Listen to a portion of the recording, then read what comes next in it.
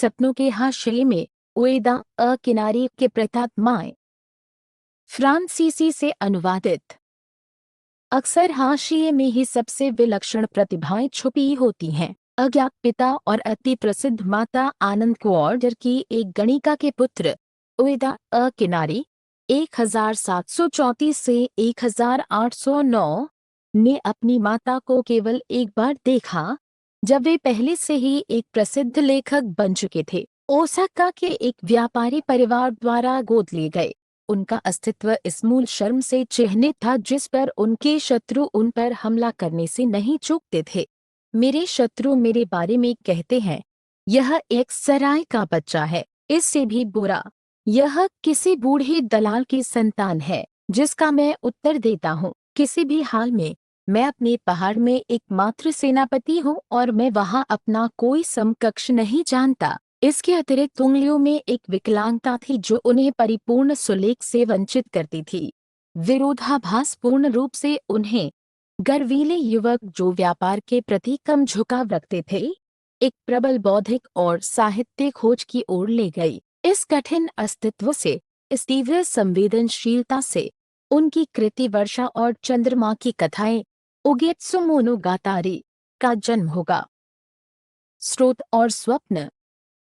1776 में प्रकाशित ये 9 काल्पनिक कहानियां दो काल के साहित्य में एक मोड़ को चिह्नित करती हैं। अ किनारी उस समय प्रचलित तुच्छ शैली तैरती दुनिया की कहानियों से अलग होकर योमीहोन या पठन पुस्तक की शैली का उद्घाटन करते हैं, जो एक शिक्षित दर्शक वर्ग को लक्षित करती है, जिसे वे स्वप्न और पलायन का स्थान प्रदान करते हैं। उनके दृष्टिकोण की मौलिकता चीनी कथा परंपराओं और जापानी साहित्यिक विरासत के बीच एक उत्कृष्ट संश्लेषण में निहित है। यदि वे मिंग और किंग राजवंशों के काल्पनिक कहानी संग्रहों से प्रचुर मात्रा में उधार लेते हैं, जैसे कि मोमबत्ती बुझाते समय की कहानियाँ जियानडिंग जिनहुआ, वे कभी भी एक साधारण अनुवाद या दास्य अनुकूलन से संतुष्ट नहीं होते। प्रत्येक कहानी पूर्ण रूप से जापानीकृत है, एक राष्ट्रीय ऐतिहासिक और भौगोलिक ढांचे में स्थानांतरित है और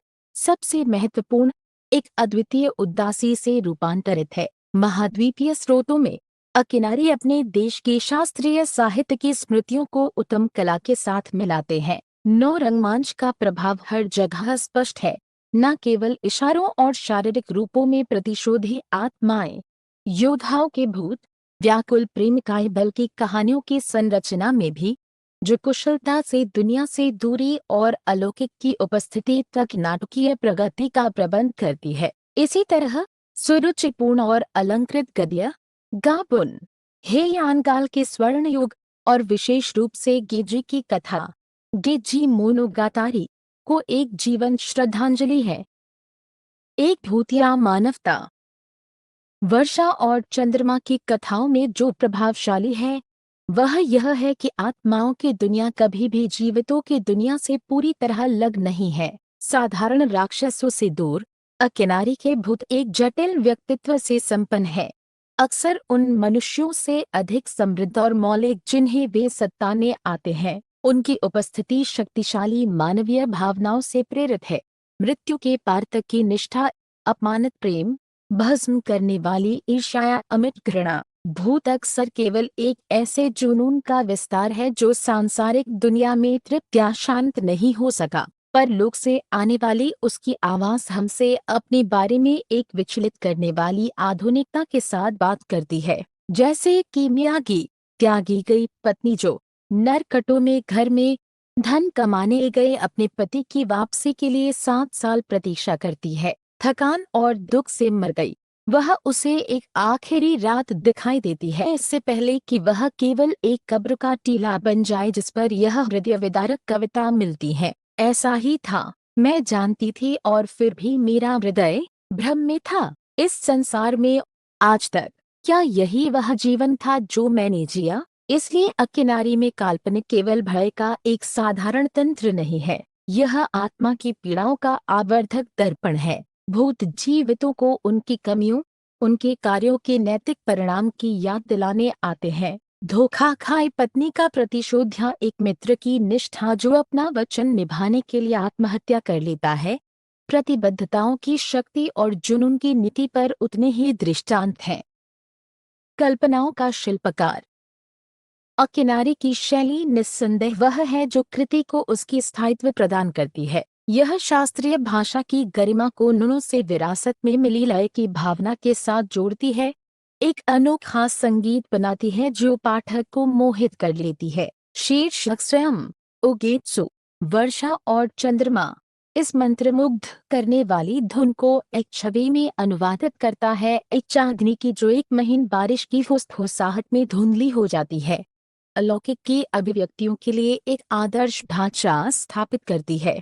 एक भूतिया दुनिया जहां सपने और वास्तविकता के बीच की सीमाएं धुंधली हो जाती हैं। एक स्वतंत्र कलाकार अकिनारी ने अपनी कृति को चमकाने में लगभग 10 साल लगाए, जो उस महत्व का संकेत है जो वे इसे देते थे। एक बौद्धिक स्वतंत्रता जो अपने समय के दूसरे महान विद्वान मोतो ओरिनोरिनागा के साथ उनके कट्टु विवादों में भी प्रकट हुई, जो अपने समय से पहले के राष्ट्रवादी थे, जबकि उत्तरार्ध ने जापान के पूर्वज मेतको को एकमात्र सत्य के रूप में स्थापित किया। अकिनारी ने इस आदर्श का उपहास करते हुए कहा कि हर देश में राष्ट्र की आत्मा उसकी दुर्गंध है।